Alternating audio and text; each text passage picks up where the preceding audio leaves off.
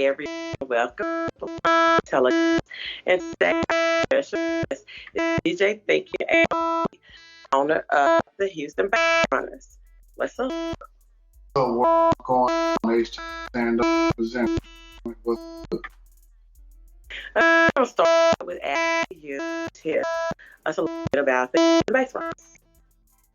The BassRunnaz is a producer collective from Houston, Texas. You know, now we got 8 producers, and we're part of the NBA League. You know, we're going up against other teams like Milwaukee, Chicago, Atlanta, Miami, and we're doing a thing to represent the South collectively, you know, coming to the pain. You know.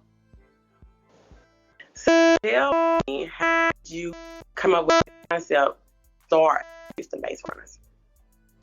Houston BassRunnaz actually started with me and John Lace coming up with a name for our company. We were actually so upon the trip that we met like a mom who was the past sister in Milwaukee. One found out we were part of the battle. We were pressed, and once we got in the league, we just changed the production to the team name. Bass became the Houston BassRunnaz. Okay. So tell me, what type of services before COVID did you and your brother do? We did live events with many ways, certain 16, but keeping it on. And how to do the work with artists in the Houston area. John Bass, DW, Boy Well, a couple of cats I can't go over the top. I deal with a lot of cats and stuff. You know, and we out there, you know, about the project. Tell me, unlikely. I told you before that I don't have words to describe. Would you? It's true musical gifted, you know what I'm saying? Like he's a true gifted individual, you know. Sometimes you gotta do it, put it in around some music, and you're gonna see special things happen, you know, that the gift goes up on them. You know. I'm grateful for the one that put the PC in hands, you know. So, tell me, what do you think he's best at? Say that drumming, saying, Brody, pretty much off fast, you know. I give it to him, you know, he's a bad drummer, so his stipulation is not very easy, very Okay. Tell me a bit more about the National Beat Association. Well, that's a collective of 7 teams at the present time. We have Milwaukee, Chicago, North Carolina, the Virginia Tide area, Atlanta, Miami, and us. And originally up there, we were out to each city. We dropped 5 on B-Bound, but since the pandemic and conditions down at the grounds, we kind of went everything streaming online. So a lot of it is just to get the word out there and let them still tune the season go well. Okay, when is that going to It started in October, airing first bass. Who goes? Where we I mean, where we look? On the MBB website, all the battles against Chicago, not too particular about some of the other teams. I had to get update on the schedule by championship website, LLC.com, www.mbbllc.com. Okay, talked a little bit about workout. Tell me about what's going on during COVID. Cold, During COVID. West End is to just say, and I'll anything, and then staying creative. I don't consider it because I don't understand how to make music, so it's just an I like to do. Everybody else really maybe have out there themselves. I guess it's hard for them. For me, things must go on according. Of course, we have live gigs that we press on, but I shift doing it. It's learning, but it's been growth. You know what I'm saying? But it's been a process. It's definitely been a process. So, where do you think you are in that process? You start looking at any live gigs? I'm not having that time like we just ready right now for this because everything is probably a so not take on at one time. Once we get into the possibilities of possible open more before everybody start on pretty much as lead. You're in here. How you do? You know, ain't much respect to the other teams. I love average. You know, man, show out, man. It's playing. Yeah. Yeah.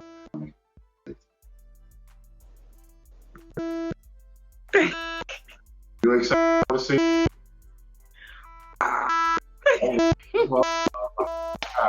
We did participation week, you know. It's good because it's giving an outlet to a producer.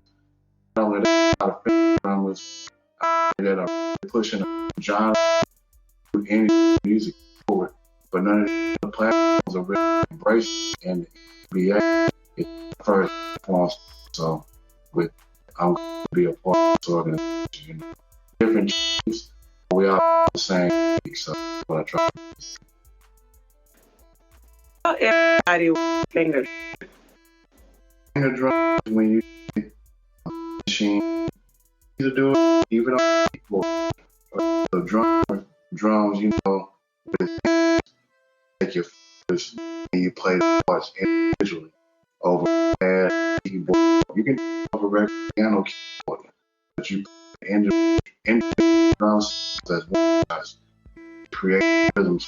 You know, it's simply playing whole with your hands, you know, spread pieces. So are you saying that any regular person could finger drum? Is that easy? I'm not gonna say it's that easy, but yes, any regular person can finger drum. Just like with anything, if you take time, patience, and learn, and just start slowly, and let speed be the last thing that you develop, yes, you can finger drum. I think you just simplified that because I've seen dude, and that's a hell no. Anybody can do it. Now, like you might not be on his level of proficiency because you got. Okay, yeah, okay. So how could I be proficient? How can you be proficient? You gotta stay disciplined and practice every day. I would say 30 minutes every day, practicing certain drum patterns. You will eventually get up to par and be very nice at finger drumming. You know, it's like with anything else. Put your hours in, and you're gonna get the results up. You know. Okay. So I'm gonna switch gears a little bit, and I'm gonna ask you about, I guess, the climate, the social climate, social injustices, being Black in America. How do you feel about any of that? You know, it's very hard to, be a brother out here nowadays. There's so many things set up against you, but I think at the same time, it's an advantage. I think the only time we let it become a disadvantage is when we act like we're ignorant to it. We know things are set up against us and don't want us to win or succeed. You know, once we have a true understanding about this, then I think it should bring about a cohesiveness with our people, period, to not let any of us get done like this. It's easier said than done, true, because you have so many intangibles in the hood that contribute to jealousy, envy, hatred, that, you know, take good people out of good positions, gets people locked up, gets people killed, you know what I'm saying? And when you compound that on top of all of that and the economic despair that's in the hood, then when you compound that with cops who come through and stereotype you and judge you and belittle you, then yeah, it's creating a tension that's really not benefiting nobody in the country today, But us as black people, brothers and sisters out here, you know what I'm saying?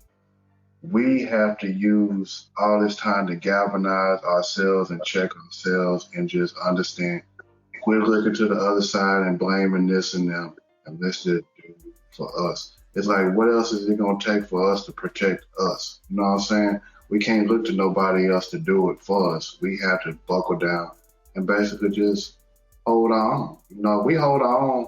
A lot of times, I don't think we be complaining about a lot of the injustices. The injustices come because we're trying to put ourselves in systems and places that are not built and designed for us. We have the power to create that for ourselves. We can take away the injustice by just doing for us. That's how. Well, that's an issue. Yeah, I know. I just know it's an issue, but it's something we're gonna have to work through. We can either say it's an issue or we can get rid of that issue. It's just how do we want to address this thing? Okay, so tell me this, because I guess I'm gonna try to put it where I don't put people on the spot. But how do you feel about the system itself when black men try to speak up and take up for other black men or movements or things like that? They get jobs taken away from them, or they lose big endorsements or things like that. I mean, we see the unfairness in it. So yeah, we see that. How do you feel about that? I've been a victim of that, not on a larger scale like maybe Nick Cannon, but I felt that. And one thing I could say, no matter if a person's boss, let's just say in a workforce situation, if you correct your boss, whether he's right or wrong, and regardless if he's black or white, he's not gonna take kindly to that. And a good chance you're probably gonna be looking for another job. You know what I'm saying? It's just facts. It's facts. So yeah, we can say this or that and the other, but at the end of the day, discretion is what keeps a person.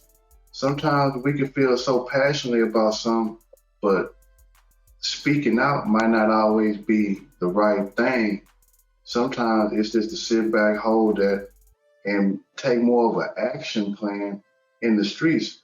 You can do stuff, and a lot of times a person's eyes ain't got to be on it to validate that you're doing good. You know what I'm saying?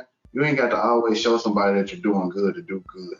You ain't always got to take a stand to make it seem like you're doing good for your people. Sometimes just shut your mouth, gather your resources, and do accordingly for your people. You know what I'm saying? And keep yourself in a position to give opportunities. If you sacrifice yourself for the sake of, okay, yeah, I'm uplifting the people, I'm speaking knowledge, but then if that gets you canceled out and you can't help nobody coming behind you, what was the real help in it? Sometimes we got to play the game from the gutter to the government. Sometimes we just got to know discretion is what's gonna keep us. You know what I'm saying? And we can help people do better. You know what I'm saying? But everybody see a different way. That's just how I view it. Sometimes it's better to keep your mouth shut and do what you need to do. Okay, so tell me this. I know with social media that you have read some of the comments, I would say, that ignorant people say. So with you saying that people can rise above it. How do you deal with people like that? You don't entertain it from the jump street. You know, trolls gonna troll. You just cannot entertain that. Your defense system has to be a lot stronger than that. I know it's easier. It's easier said than done. I know this and I understand this completely, but you cannot give entertainment to that nonsense because once you do, it takes you off your path the way you really need to go because you're giving time and energy to something that's not going to benefit you. You know, like you just got to stay on your chosen path. Whatever you've chosen to do or feel like you've been called to do, it's going to be all kind of intangibles that try to pull you away from that. But you just cannot entertain the haters. Let the haters make you greater. You know what I'm saying? I say that all the time, and I mean that. Let the hate make you great. You know what I'm saying? I don't know how else to put it, you know? Okay. Well, I ask every guest this, so I'm going to ask you. Mm-hmm. I want you to tell me about your first experience with the police. If it was positive or negative. Yeah. What happened? My first experience with the police,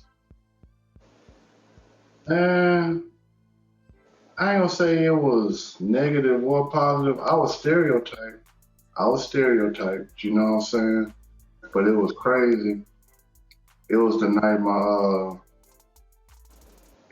my grandmother passed away. And I was going to take one of my relatives home to another one of my cousin's house. And you know, I'm from a small country town, so you know the town is divided by the railroad tracks. So you know, whenever you go to the black part of town, that's always across the tracks. You feel me?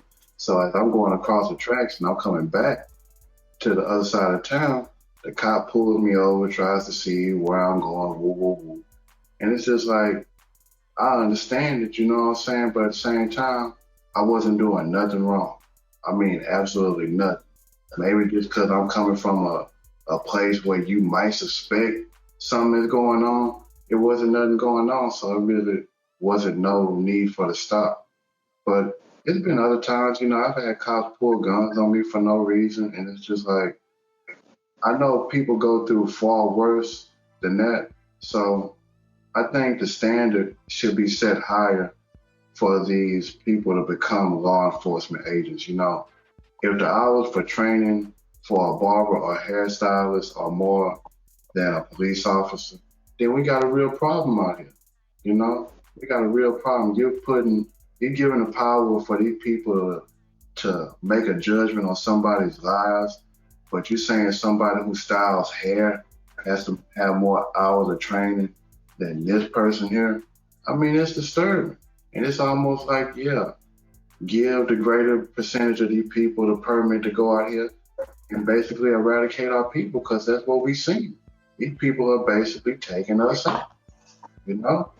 It's low-key sickening to me, but, you know, at the same time, I know us being divided within our own section and community is not gonna make that other situation any better. You know, we got to galvanize ourselves as a people, and we can really stand against everything that's going against. When they divide you, they can hide you. So tell me this: do you think that police pulling guns on people is normalized now? Ooh, that's a good question. You know what I'm saying? It would seem like it because they do it so much, and you know we see it so much in the media. You know what I'm saying? We can kind of become numb to it a little bit and just almost expect it. And it's like, it's crazy because I know a lot of black men probably feel like this. We kind of walk around feeling like at one point we know, even sisters too, you probably know you're gonna get a gun pulled on you by a cop way before anybody white. We know this. We're not to say that cops don't pull guns on white, but we know. And it's probably 9 times out of 10 gonna be for something that didn't deserve or justify that. But yeah, we still gonna have to witness this cop's gun pointed at us for some reason. And it's like, nah, it's like, nah, we gotta do something different. What about institutional racism? Ooh, I've dealt with that too. What you want to talk about that? The good old boy system, yeah, it exists very well. I've worked with a lot of cats who would think like, oh, white privilege doesn't exist. And it's like, yeah, it does. But on the same token, I've worked at jobs where I've seen black privilege exist. I've seen the black supervisor get the black employees who miss days and do this at a free pass. But I see the white employee over there busting their ass, just coming in, getting it in, and getting mistreated. But I didn't been Reverse racism. Yeah, and I've been on the same end of having a white supervisor look at me and make me feel like, oh, this dude here, he like he ain't no work, he lazy, he this, that, and the other, and only to become one of the top dogs in the whole place. So it's like, yeah, I've seen it from both sides, and not fond of either one. It's like it's crazy, but it's the buddy system, and I don't know how we go about changing the buddy system in these institutions, but as long as it's allowed to breed, that's what it's going to always be, regardless of black or white who's the supervisor. It's the buddy system, you know what I'm saying? Black people are going to feel more comfortable around their people just as white people are, let me put it to you like this. Does a lion go around licking the stripes of a tiger? Not naturally. Yeah, not naturally. So, okay, you're not going to see a black boss with a whole bunch of white workers, per se. You get the point that I'm making? But you get the point that I'm making, though. And it's the opposite way. You're just not going to see that like that. So everybody gravitates to their own. So in that, yeah, you kind of walk a fine line with it being institutional racism, but I think if you got a good person who got good moral standing and a good heart in your leadership position and really has a true understanding of how to be a leader of men, then objectives can get done efficiently. But if you got somebody who lacks integrity and a spine and a backbone, then yeah, your company's finna be fumbling and bumbling from the get-go. Well, tell me this. Changing the subject some. How long have you been a DJ? How long I've been a DJ? I started spinning wax in like 94, I want to say. I've been dabbling with the turntables a little bit before then, but I didn't have my own set. I actually went out and bought my own set, which was janky. I mean, my first DJ rig was janky, but I was able to play 2 records and mix, so I was happy. But yeah, that was about 94, about January 94. So tell me, this is the purpose of me asking that is you have seen the evolution of hip hop. Mm-hmm. Right. What you think? What you think? What you think? What I think? I like where it's at right now. You know what I'm saying? I think it's open for everybody. So many opportunities for artists. Like, never in a time have, like, I come from the day where you go to the store, you buy a CD or record off the record shelf of your favorite artist, but you would see kind of like a fixed amount of artists on the shelf. You know what I'm saying? Like, you knew who was out at the time, you feel me? Because the shelf only got so much room, you feel me? But now with platforms like Spotify, iHeartMusic, I find new artists every day of the week. You know what I'm saying? And coming from the old school way, yeah, you broke new artists here and there, but it's not like today. Like, you can honestly probably make a mixtape every day of a different artist because you just got so much access to music from SoundCloud, like I say, Apple to Spotify. you can literally find somebody new every day. And that's amazing when you really get, and everybody still has the potential to grow. So when you look at that, you can't help but say that music is truly evolved into a better place than where it was 20 years ago, you know? You know, a person don't even need a mainstream hit nowadays to generate income and be successful out here. So yeah, the music business is in a beautiful place, you know. But notice I said business, music, business. A lot of artists out there, they miss the last part of that, you know.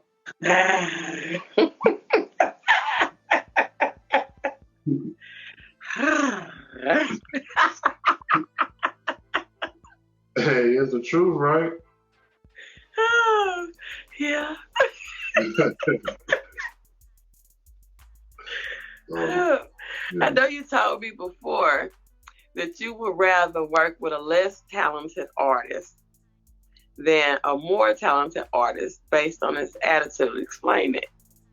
oh yeah, easily because okay, say you got the more talented artist, but their ego is just through the roof. You feel me?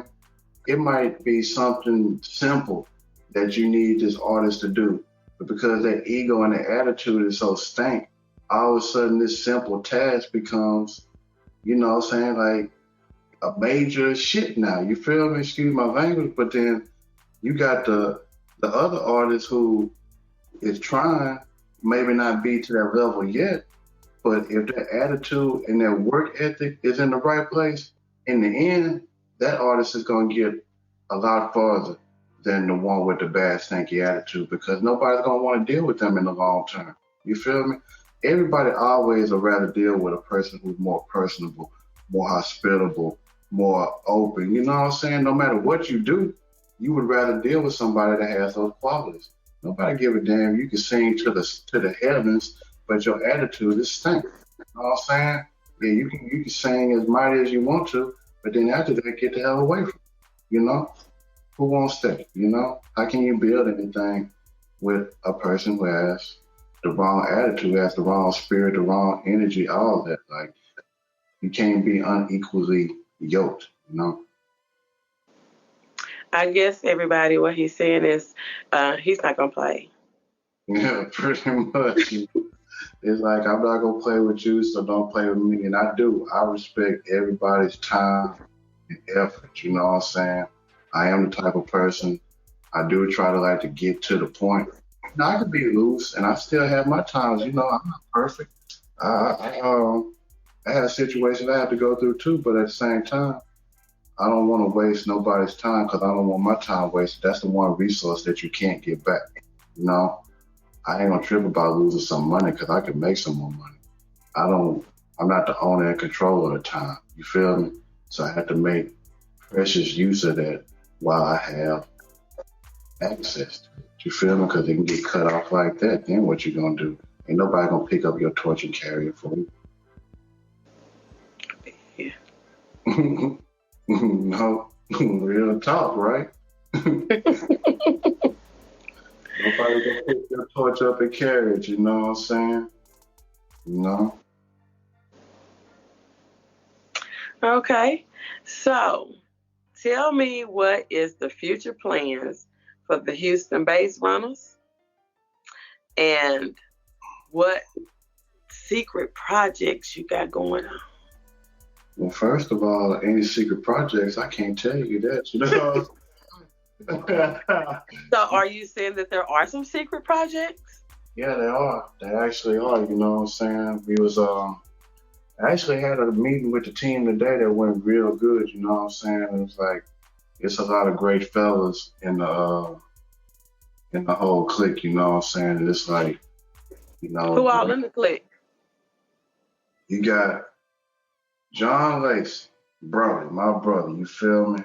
You got YMEI Productions, my boy Mister, you feel me? MISTER, you feel me?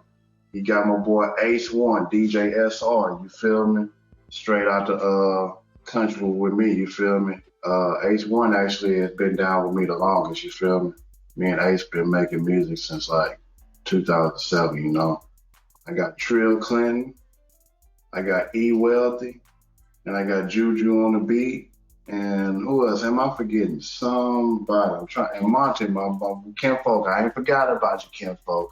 Money Monty, you know what I'm saying? So we all in there right now, the Houston Bass Runners, you know what I'm saying? United, never divide. You know how we do. What's Trapadelic Recording? Trapadelic Recording is the first label that me and Brody started. Actually, when I was going through a situation, you know, and I first met Brody, you know, when I first started introducing him to the NPC, he had asked me, you know, he was like, man, you don't got no name for a label or whoop, you ain't never thought about putting together a label? And I was like, yeah, I kind of thought about this little name, Trapadelic, you know what I'm saying? Whoop, whoop. And he was like, man, that's dope. Let's do that, you know what I'm saying? So, been down with me from day one. You know, I envisioned Trapadelic as kind of like seeing how good and proficient he was with the NPC, just kind of using that platform to maybe further finger drumming and DJing as a whole. You know, that's kind of like the idea for Trapadelic, just a home for the finger drummers. You feel me? A place where if they want to come and learn and gain valuable insight on this, Trapadelic Recordings is a place where they can get that, you know what I'm saying? Just hit us up in the email and, you know, we'll definitely get back with you, you know? Okay. So, is there anything else that you would like to tell us about Mr. DJ Thinking 808? Oh, yeah, you know, I've been pretty open with y'all. You know, you asked pretty good questions. I don't know if there's anything else I need to dispose of except just keep your eyes on the Houston Bass Runners. Not be disappointed. You will not be disappointed. Keep your eyes on the Bass Runners. We coming, man. Like, for real. We coming, you know. We gonna be out there everywhere, you know. Just get ready. Get ready. All right. Tell everybody where they can find you. You can find us, everything for us on social media is Trapadelic Everything. You know what I'm saying? On Twitter is Trapadelic_REC. Instagram is @Trapadelic Recordings. Facebook, the same thing, you know, everything Trapadelic. Houston Bass Runners too. Everything Houston Bass Runners. BassRunnaz. Houston Bass Runnaz. You know? Look us up, you know what I'm saying? We come. All right. Y'all heard them. Look them up. All right. Thank you for coming. Thank you, Ms. Brown. I appreciate you inviting me for the podcast. This was very fun. Well, I thank you for coming. All right. All right, man.